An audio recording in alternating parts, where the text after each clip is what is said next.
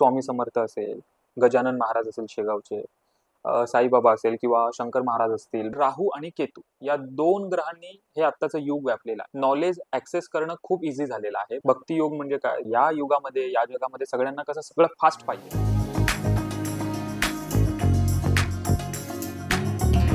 नमस्कार, मी अनुप श्रीरामे. तर आज आपण अशा विषयावर बोलणार आहे जो विषय खूप महत्वाचा आहे.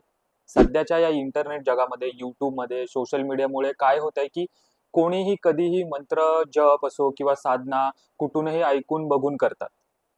त्याच्यामुळे जीवनात होणारे कोणते त्रास आहे किंवा त्याच्यामुळे कोणते त्रास आपल्याला होऊ शकतात याबद्दल आज आपण बोलणार आहोत.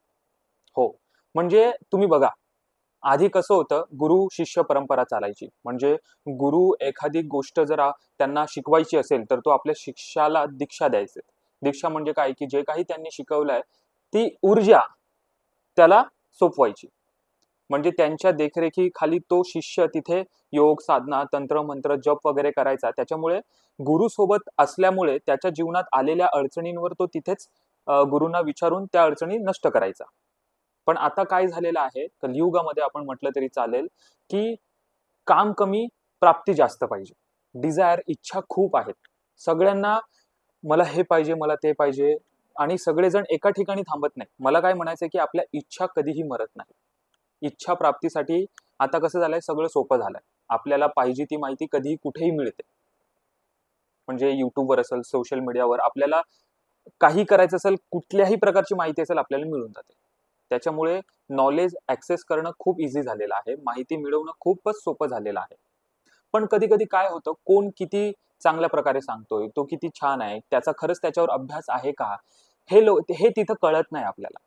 एखाद्या गोष्टी कोणीतरी सांगतो, हा हे जप एवढे वेळा कर किंवा ही साधना अशी अशी करा, त्याच्यानं तुम्हाला जे पाहिजे ते तुम्ही मिळवू शकतात. 7 चक्रावर तुम्ही ऍक्टिव्ह करा. अरे पण 7 चक्र जर तुम्ही विदाऊट गुरु ऍक्टिव्ह केलात तर किती त्रासदायक होऊ शकते पुढे हे कोणाला माहित आहे. खूपच भयानक त्रासदायक होऊ शकते ते. त्याच्यामुळे हे करायच्या आधी गुरुचं असणं किंवा गुरु तुमच्या सोबत असणं खूप महत्वाचं आहे. कुंडलीमध्ये पण तसंच असतं. आता जे काही हे जग चालू आहे ना, म्हणजे राहू आणि केतू या दोन ग्रहांनी हे आत्ताचं युग व्यापलेलं आहे. राहू म्हणजे काय, की ज्याला फक्त तोंड आहे, म्हणजे एवढा भागवरचा, की त्याला सगळ्या गोष्टी पाहिजे. हे पाहिजे, ते पाहिजे, ते पण पाहिजे. तो एका ठिकाणी थांबणार नाही. हे नाही, हे मिळालं की ते मिळालं की ते. सॅटिस्फॅक्शन नाही. जेवढं मिळेल तेवढं खायचा प्रयत्न करत होतो. केतू म्हणजे कोण आहे, तर तो बऱ्याच गोष्टी मागून घेऊन आलेला आहे, की तुम्ही हे केल्यावर म्हणजे असं असं वागल्यावर कसं घडू शकते हे.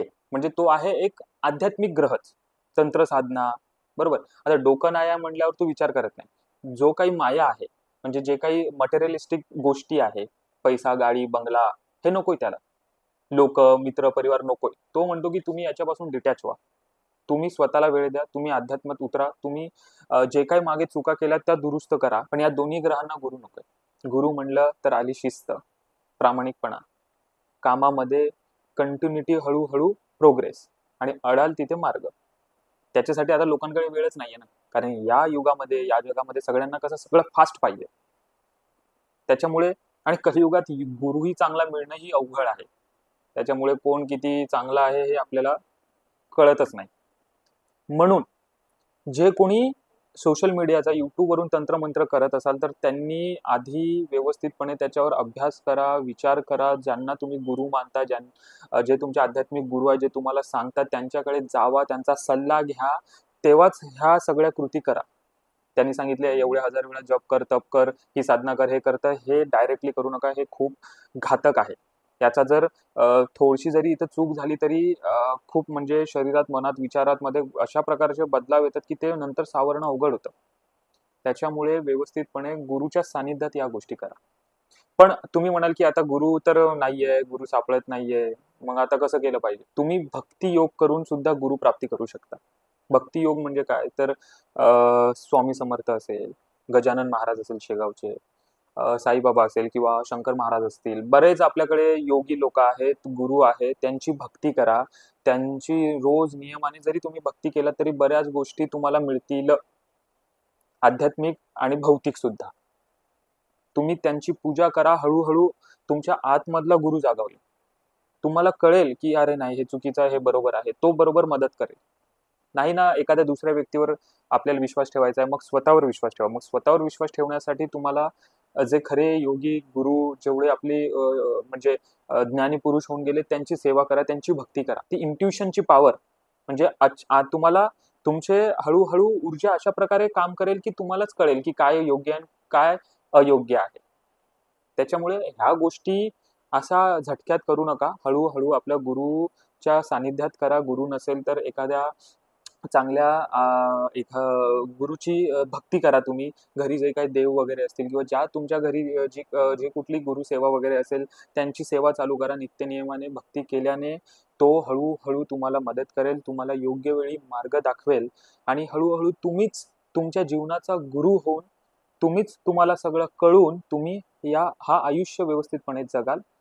आणि बऱ्याच गोष्टी आपल्या आयुष्यात असतात ज्या आत्ता पाहिजे असतात पण नंतर ते येऊन काही अर्थाच्या नसतात, फायदा नसतात, तर त्रास द्यायलाच येतात. त्या गोष्टीपासून पण तुम्ही वाचले जाल. जे योग्य आहे तुमच्यासाठी, तुम्हाला जी गरज आहे त्याच गोष्टी तुमच्या जीवनात घडतील, त्या गोष्टी तुम्हाला मिळेल. कचरा सगळा बाजूला होऊन जाईल. म्हणून भक्ती योग करा, गुरुची सेवा करा, साधना करा आणि आपलं आयुष्य सुंदर करा. तुम्ही जर हा व्हिडिओ आवडला असेल तर लाईक करा, शेअर करा आणि पहिल्यांदा जर चॅनलवर आला असेल तर सबस्क्राईब करा. म्हणजे माझे येणारे सगळे व्हिडिओज तुम्ही मिस करणार नाही.